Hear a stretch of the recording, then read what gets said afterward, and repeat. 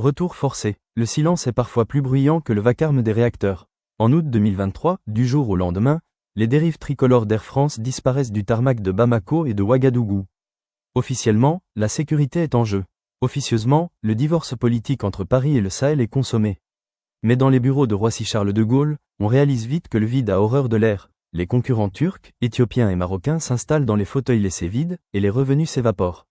Alors, la compagnie décide de forcer le destin. C'est le début d'une opération de forcing diplomatique et commercial. L'offensive commence par un coup de poker. Air France annonce soudainement la reprise de ses vols. C'est une tentative de mettre les autorités devant le fait accompli. La compagnie propose de revenir, non pas avec ses propres équipages, mais en sous-traitant à des partenaires étrangers pour contourner les risques. Mais à Bamako et Ouagadougou, le message ne passe pas. Les gouvernements de transition voient cela comme un manque de respect souverain. Les autorisations sont révoquées en plein vol. L'avion reste au sol, et l'humiliation est médiatique. Pourquoi cet acharnement ? Parce que pour Air France, le Mali et le Burkina Faso ne sont pas de simples lignes, ce sont des poules aux œufs d'or. Des vols complets, des billets vendus au prix fort et une influence historique qu'elle refuse de voir s'effondrer. Revenir, c'est dire au monde que l'influence française ne peut pas être effacée d'un trait de plume.